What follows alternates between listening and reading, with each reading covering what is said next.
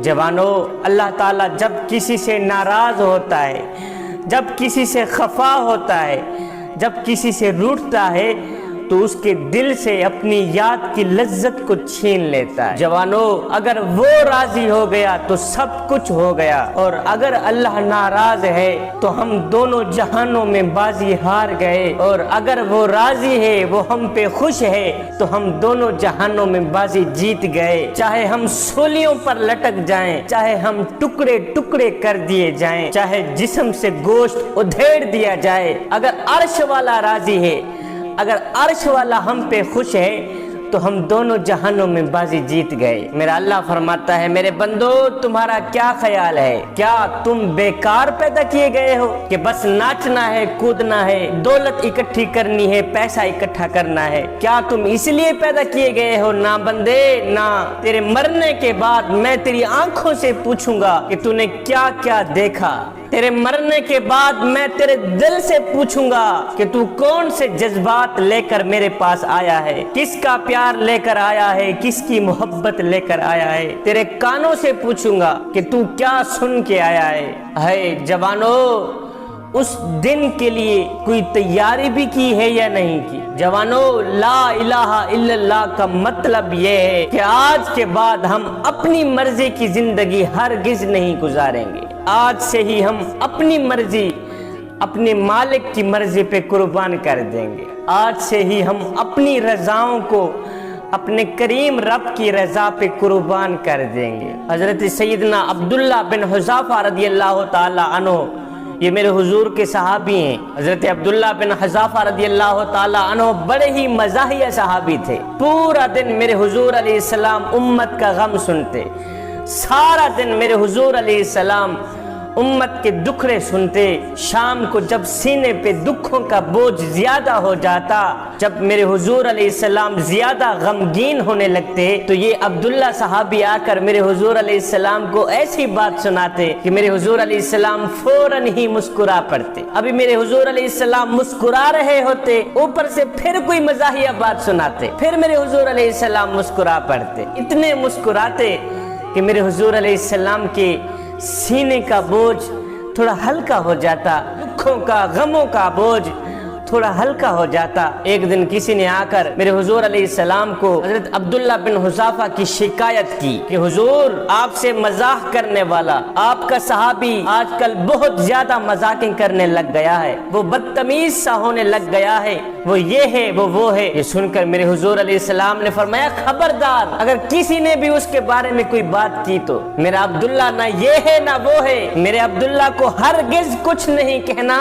इसलिए कि उसे अल्लाह और उसके रसूल से मोहब्बत है, अल्लाह और उसके रसूल से प्यार है, उसके दिल में अल्लाह की मोहब्बत ही मोहब्बत है। मेरे अब्दुल्ला के दिल में उसके रसूल का इश्क ही इश्क है, मोहब्बत ही मोहब्बत है।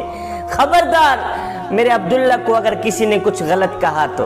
अब इसी हजरत अब्दुल्ला को कैद किया गया, ईसाइयों ने इसे कैद किया और उन्होंने डराया कि तू ईसाई हो जा, ईसाई हो जा, नहीं तो तुम्हें मार देंगे।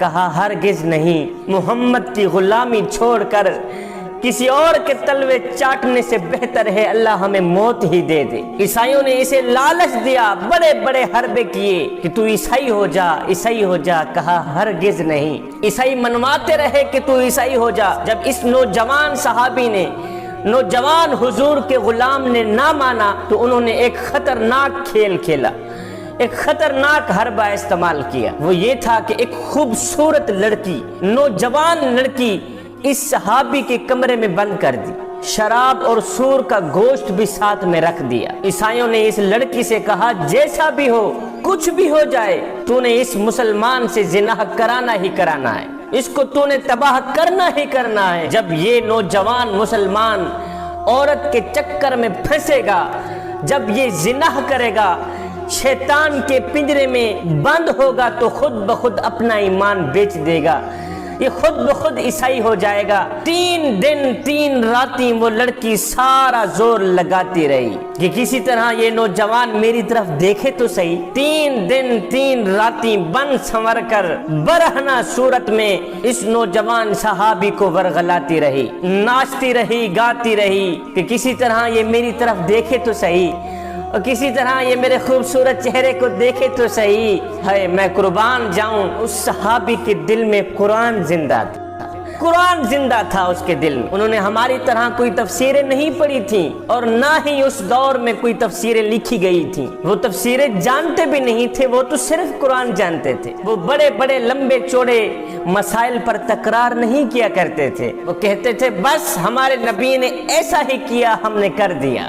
حضور کے نوجوان صحابی کے سامنے عورت بن سور کر برہنہ کی حالت میں ناچ رہی ہے، میں قربان جاؤں ادھر عبداللہ کی آنکھ پر پردہ ہی پردہ ہے، عورت ناچ رہی ہے، رقص کر رہی ہے، گانے گا رہی ہے، ادھر عبداللہ کی آنکھیں بند ہیں، زبان پر احد احد کے نغمے جاری ہیں۔ جب یہ حربہ بھی ناکام ہوا، جب یہ کھیل بھی ناکام ہوا تو قیصر نے اسے اپنے پاس بلایا، کہا آگ جلاؤ، کولے گرم کرو۔ آگ جلائی گئی، کولے گرم کیے گئے، اس نوجوان صحابی کو ان گرم کولوں کے اوپر لٹایا گیا، نیچے گرم کوئلے ہیں، آگ ہے، اوپر سے نوجوان صحابی کو لٹایا گیا ہے۔ اب قیصر اوپر سے پتھر مار رہا ہے کہ کسی نہ کسی طرح یہ عیسائی ہو جائے، اپنے نبی کی غلامی چھوڑ دے، یہ عیسائی ہو جائے۔ اوپر سے قیصر مار رہا تھا، عیسائی مار رہا تھا، پتھر مار رہا تھا، نیچے عبداللہ کی زبان پر احد احد کے نغمے جاری ہیں۔ اوپر سے دشمن مار رہا ہے، پتھر مار رہا ہے، نیزے مار رہا ہے، نیچے سے عبداللہ کی زبان پر، میرے حضور کے صحابی کی زبان پر احد احد کے نغمے جاری ہیں۔ کسی نے پوچھ ہی لیا، صحابی میاں اوپر سے دشمن تجھے پتھر مار رہا ہے اور تو بجائے رونے کے احد احد کے نغمے گا رہا ہے، بتا تو صحیح وجہ کیا ہے؟ عبداللہ نے کہا بھائی تم بازار میں جاؤ نا مٹی کا پیالہ خریدنے کے لیے تو اسے بھی ٹھوک ٹھوک کے چیک کرتے ہو کہیں یہ کچا تو نہیں، ٹھوک ٹھوک کے بجاتے ہو کہ اس کی آواز تو ٹھیک ہے، ہم نے پیسے دینے ہیں، اور یہ پکا تو ہے کہیں کچا تو نہیں ہے۔ کہا بھائیو تم بازار میں جاؤ مٹی کا پیالہ خریدنے کے لیے تو اسے بھی ٹھوک ٹھوک کے چیک کرتے ہو کہیں یہ کچا تو نہیں ہے۔ کہا میرا مالک عبداللہ کو خرید رہا ہے اور دیکھ رہا ہے میرا عبداللہ کہیں کچا تو نہیں ہے، میں کہتا ہوں میرا مالک عبداللہ کو خرید لے، کھال ادھر جائے گی، حق حق کی آواز ختم نہیں ہوگی۔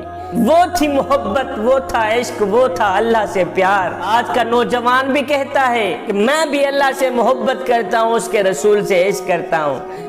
عشق تو کرتا ہے لیکن جب اذان کی آواز آتی ہے، اذان کی آواز سن کر میری قوم کا نوجوان کہتا ہے جی آج کل دین پہ چلنا بڑا مشکل ہو گیا، آج کل دین پہ چلنا بڑا مشکل ہو گیا۔ دوسرے بھی یہ سن کر اپنا سر ہلاتے ہیں، کہتے ہیں جی جی صحیح کہہ رہے ہو، آج کل دین پہ چلنا بڑا مشکل ہو گیا ہے۔ یہ وہ شخص کہہ رہا ہے کہ دین پہ چلنا بڑا مشکل ہو گیا ہے جو مسجد میں جاتا ہے تو آگے ٹھنڈے اور گرم پانی کی سہولت موجود ہے۔